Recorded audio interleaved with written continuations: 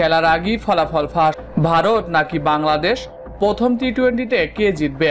এবার এই নিয়ে ভবিষ্যৎবাণী করেছে জ্যোতিষী টিয়া পাখি। তাই এই নিয়ে বিস্তারিত জানতে হলে ভিডিওটি না টেনে শেষ পর্যন্ত দেখতে থাকুন। আর আপনি যদি আমাদের চ্যানেলে নতুন হয়ে থাকেন তাহলে এক্ষুনি সাবস্ক্রাইব করে রাখুন। আর ইতিমধ্যে সাবস্ক্রাইব করে থাকলে আপনাকে অসংখ্য ধন্যবাদ। 3 ম্যাচ টি-20 সিরিজে নিজেদের প্রথম ম্যাচে ভারতের মুখোমুখি হবে বাংলাদেশ। ভারতের গোয়ালিয়র ইন্টারন্যাশনাল স্টেডিয়ামে রবিবার সন্ধ্যায় 7টায় মুখোমুখি হবে দুই দল। নিজেদের ঘরের মাঠে বরাবরই শক্তিশালী ভারত। অন্যদিকে বাংলাদেশ নিজেদের ক্রিকেট ইতিহাসে প্রথমবারের মতো সাকিবকে ছাড়াই মাঠে নামতে যাচ্ছে।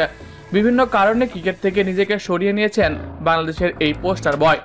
টেস্ট ও টি-20 থেকে নিয়েছেন অবসর, তাই তো তার শূন্যতা বাংলাদেশ দলকে বেশ ভোগাতে পারে বলে সবাই ধারণা করছে।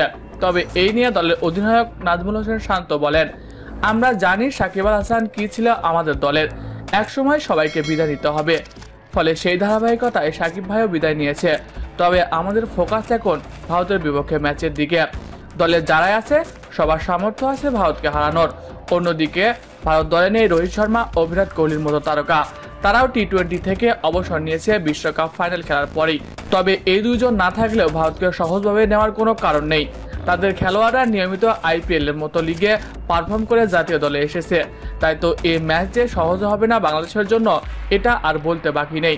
তবে বিগত কিছু বছর ভারত বাংলাদেশ ম্যাচ মানেই যেন টান টান উত্তেজনা, তাই তো এই ম্যাচ নিয়ে দুই দেশের ভক্তরা বেশ উচ্ছ্বাসিত।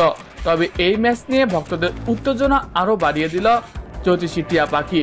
ভারত বাংলাদেশের ম্যাচ নিয়ে ভবিষ্যৎবাণী করেছে এই জ্যোতিষী টিয়া পাখি জানিয়েছে, এই ম্যাচে ভারতের জয়ের সম্ভাবনা 60% এবং বাংলাদেশের জয়ের সম্ভাবনা 40%।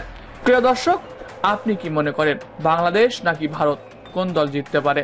কমেন্ট করে জানাতে পারেন আমাদের কমেন্ট বক্সে। এছাড়াও খেলাধুলার সকল আপডেট সবার আগে পেতে হলে আমাদের চ্যানেলটি সাবস্ক্রাইব করতে ভুলবেন না। ধন্যবাদ সবাইকে।